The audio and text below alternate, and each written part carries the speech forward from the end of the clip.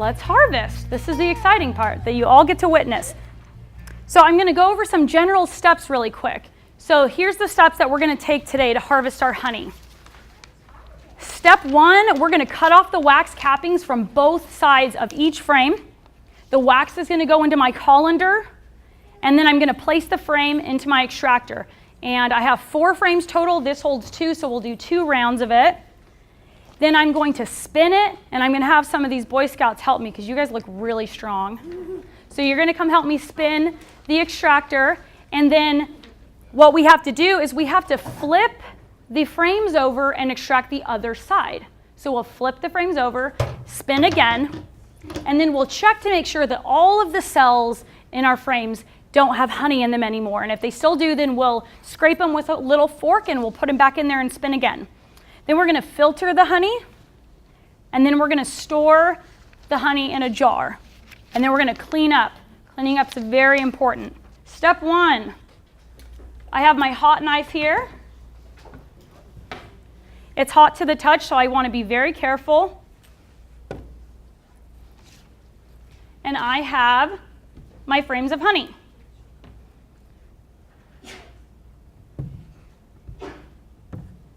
So I'm going to grab a frame of honey, and I have this neat little holder here, which is a tool you don't necessarily need, but is really helpful. It fits over my bucket because it has a lip, and it sits right here like this. And I can put the frame right here like that, and it'll hold it in place. So that way when I cut the wax off, it'll fall into the bucket. Okay? So I'm going to try to do this where you guys can see it. And I'm not the best at this. There's a lot of people that are much better than me. Is it hot? It's warm. I don't want it too hot, or it'll burn the wax, and I want to be able to use my wax for craft projects. So I don't want to burn it. Okay, and you can see that the honey was stored on this pretty unevenly, so it was really easy to scrape off that part that was popped out more, but now I have to kind of go back through and scrape off the other parts. And again, my goal in this step is to only scrape off the wax, because I want to be able to get all of the honey into my extractor and not necessarily cut it all off and have it in this wax bucket. Although, like I said earlier, it can be pretty difficult to get all of it without pulling some honey. As you said that there would be a bunch of honey in the other bucket, not the ones that I pulled, but there actually is honey dripping off. Yeah, there's quite a bit that drips off, huh? So that's why I do this over a bucket so that I can still collect that honey. So you kind of get to a point here where if you keep cutting, you're going to end up just cutting up the frame a little bit more than you want. So this is what I do. I use this really nifty tool called a fork, and I just scrape these wax cappings here that haven't been exposed. And I want to make sure they're all nice and scraped so that no cell is still capped over. That way the honey can flow out nice and easy. Okay. So now that I've done that, I have to flip it over and do the other side. And you'll notice this side doesn't have quite as much honey stored on it, so this part will be pretty easy.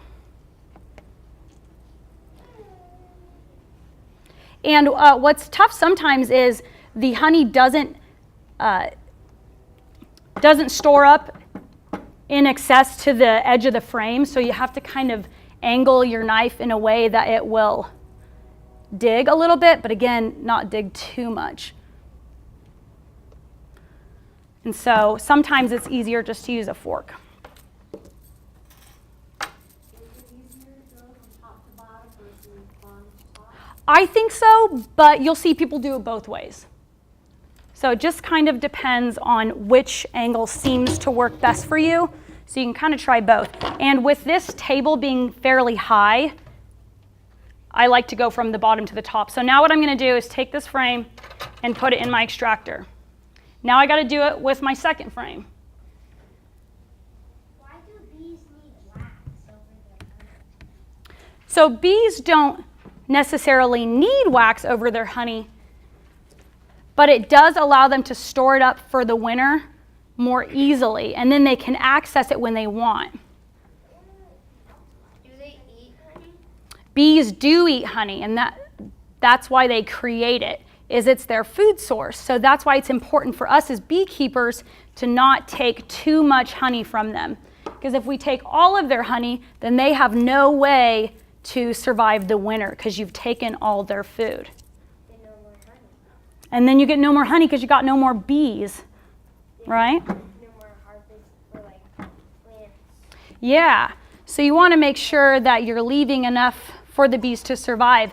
And on that slide I showed earlier, I showed that you want to make sure that you are leaving them with about 2 deeps, so 2 deep boxes worth of honey. Do you harvest? I do harvest. I'm going to scrape most of this with a fork because the honey doesn't exceed the sides of the frame, so it's fairly difficult to use the hot knife to scrape it. And I don't want to cut all of the honey out in that process, so I'm going to use my fork for this one. Okay, I have a very important role for you Boy Scouts. Are you going to come help me spin this? So, the way this works is you put the lid on, and what I've noticed that works really well is you sit on it to keep it nice and still, and then you spin it like this. And you get it going slow at first, and then you can slowly get faster and faster. So who wants to help me? All right, you can go and you can go first, and then 2 of you can do the next round. Okay, so one sits. So one of you sit on it, and then the other, and you can switch turns too, because remember, I have to spin both sides of the frames. Do you alternate the way you're spinning? You can. And what I usually do is I'll spin one way if it's easier, especially because I'm sitting on it and spinning it. And then I'll take a look at the frames and see. You're fine. So you just have to fit it. See how it fits in there? So you have to kind of push and turn at the same time because that handle will pop off. Yeah, there you go. Can I go this way? Do you have it in there? Yeah, kind of. There you go. But what you can do is take a look at the cells and see if all the honey has been taken out. And if not, you might consider spinning in the opposite direction. It's like a ride for cheese. It is, but there's no bees on it.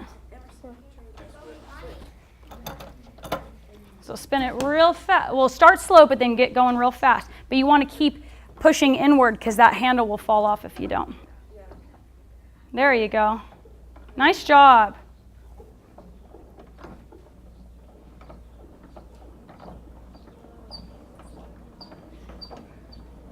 So some of the questions that I got while they're spinning. What can beeswax be used for?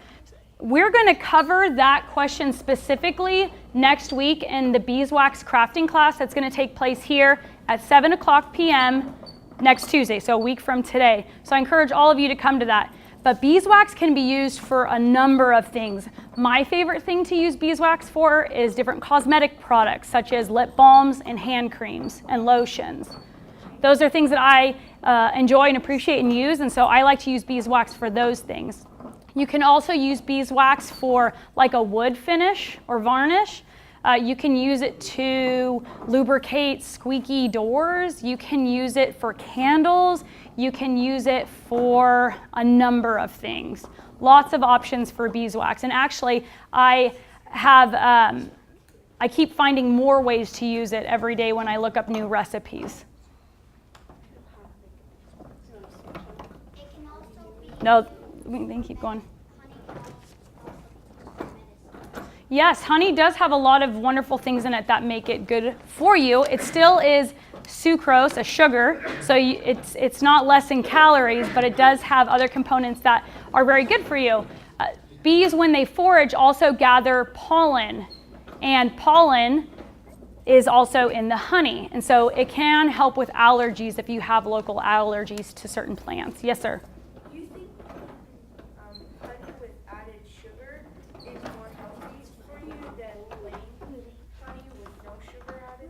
plain honey is the way to go. You'll notice if you go to a grocery store that some of the honey that you purchase may not be pure honey. They may have added corn syrup. So the best kind of honey is pure honey. All right, so let's take a look and see how these frames look. I think we might need to keep spinning some more. So we still got some work to do. There's still a lot of cells in there that have honey in them. So I'll show you a good trick. You want to get going. And that's why I like to sit on it. But you want to get going pretty fast.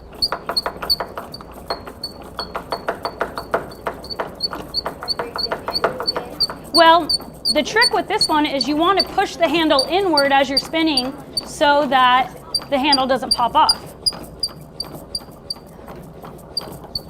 And you can start to see that the container is turning a little bit of a golden color because the honey's on it.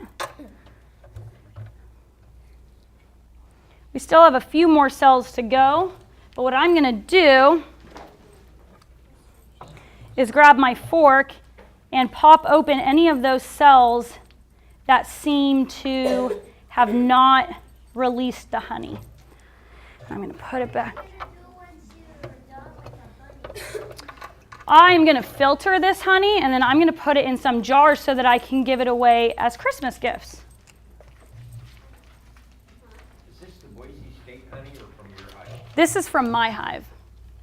Good question. I didn't mention that before. Does someone else want to come spin?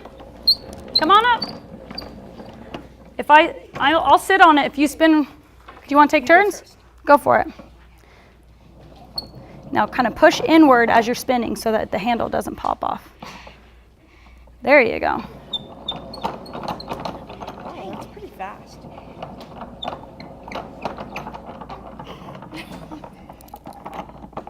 Some sort of got some screw on it. Well, it's the reason that this comes off is it's meant to come off so that when I store it, I don't have this handle sticking out. There you go.